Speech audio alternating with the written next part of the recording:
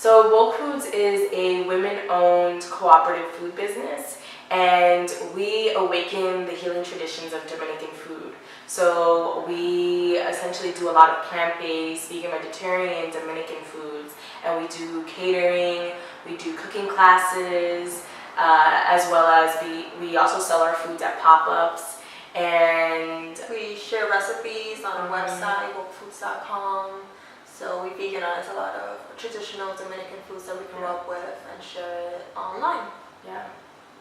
We're also starting a training program so we can have immigrant women, using the skills that they already have of cooking and being able to learn ways to incorporate more plant-based, or just learning also about the work that we do with food sovereignty. So also doing work in a little bit on, we can share a little bit about what food sovereignty is, which if you want to share a little bit about that is.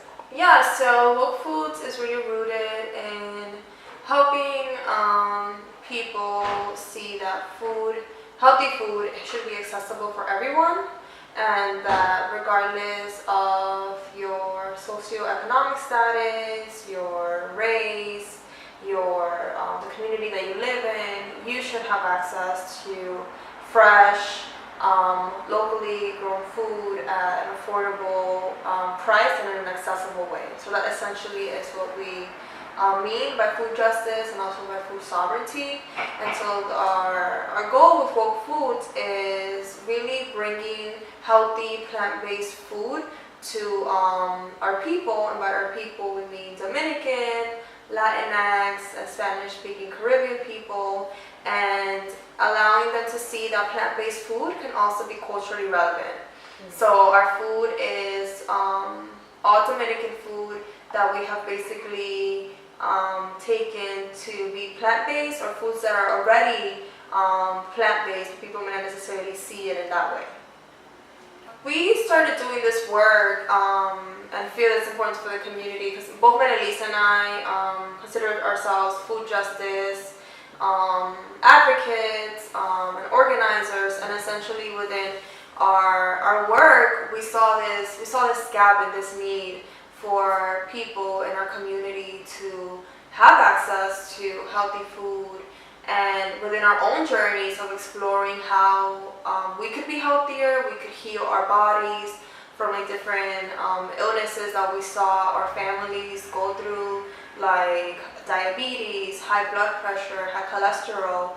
We started to explore how could we still stay true to our culture and also adopt a plant-based diet or a vegan diet that was going to be good for our body but also taste good.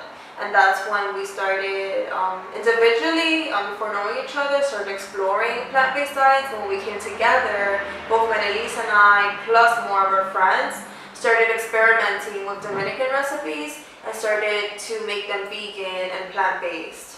And so, yeah, just together in the kitchen, we would cook together and make different things.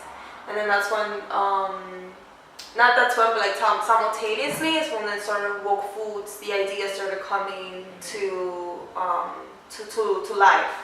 And then I started Woke Foods, and Merelis and other friends started just adding to this idea, and then Woke Foods was born last year. I grew up in Queens, here in New York City. My parents, they're both from DR, from San Jose de las Matas and Ninoa.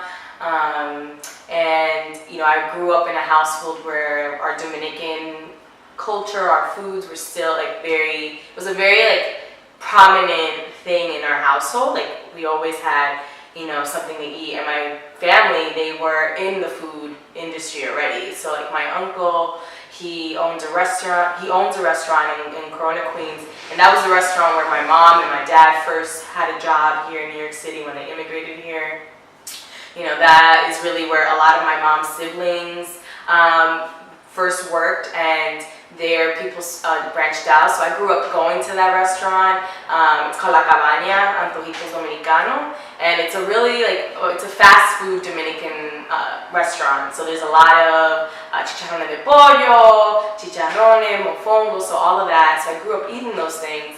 And then a few years ago, my parents started their own restaurant. So, I really encourage them to take the skills that they already gained for over 20 years at La Cabaña and then to start their own business. So for me, I was, when I went to college, I was learning about food and culture, and I was looking at my family. A lot of them have diabetes, like Ysanet was saying. They had high cholesterol, cancer, and I noticed that there was a connection to the foods they were eating. A lot of processed and a lot of salt, a lot of foods that were just with all these chemicals and toxins. So with that's what immersed me in the food justice, food sovereignty world. Growing up in a household and within a family where food played such a big role in my life, and seeing my family getting sick from the diets that they had, that was really what immersed me in learning more about food justice, more about food sovereignty. And through there, I was able to get involved with organizations in Harlem and in the Heights, where I got to do cooking classes with the community. And I was also this bridge, being able to translate this information to the speaking population, which didn't really understand when some of these demos were going on in English. So that was something that for me was really important. That's really what got me immersed in this, in getting involved in woke foods. So for me, when I joined forces with Ysanet, when we both when I joined woke foods, it was just this is more adding to what it is that I want our community to see, for our Dominican people to also be able to do, be able to use our food practices and remember a lot of the things that our ancestors and our abuela would do of making our own foods with natural ingredients. So that was something that for me led me to doing this work. We do a lot of our work in Washington Heights and in the Bronx. And we really focus on doing a lot of providing our services in those areas because a lot of the people from our communities, a lot of our Dominican people reside in those areas. And also there aren't that many options when it comes to vegan, vegetarian, Dominican food. We are the first vegan Dominican business. So for us, it was just important to be in the community and be able to create something that's for us, by us. So that was something that for us, it was really important to just focus in Washington Heights and in the Bronx. So. Yeah, and right now we don't have a restaurant or a space where it's where we are able to sell food to people every day. But what we do is catering, and we do cooking classes in Washington Heights and in other areas of New York City, and also these food pop-ups where we show up at events. Yeah, this is basically the foundation to really what gives the food flavor. Do we want garlic in this or just? Oh yeah, we want garlic now in this? You can throw in some garlic in there. Okay. Yeah, you can throw in 3 cloves. Do you make this at home? Yeah. Everyone has a different variation. Yeah, some people, my mom likes to put oregano in it. Yeah. So. Yeah. You can actually put red onion. I think it's important for us to be doing this work in the Bronx and Washington Heights. These are places that are affected by food apartheid, and essentially that means that these communities are filled with fast food companies. So a lot of investing has been happening in these communities by franchises such as Burger King, McDonald's, Dunkin' Donuts, Popeyes. So in these communities, these high rollers are coming in and literally putting these businesses into our streets, very close to each other, and done in a very intentional way. So while many people use the word food desert, a lot of food justice activists like here in Washington and Leah Penman has been using the term food apartheid. And so we saw this gap in our community. Like when we wanted to eat vegan food that was culturally relevant, it was really hard. And if we wanted to eat vegan food, we had to go to communities that had like more money, like going downtown to New York City. And we were just tired of that. We just want to access food in our own community. So hopefully in the future we will have a place who can come and get food every day. But right now this is like what we have, and it's been really great so far.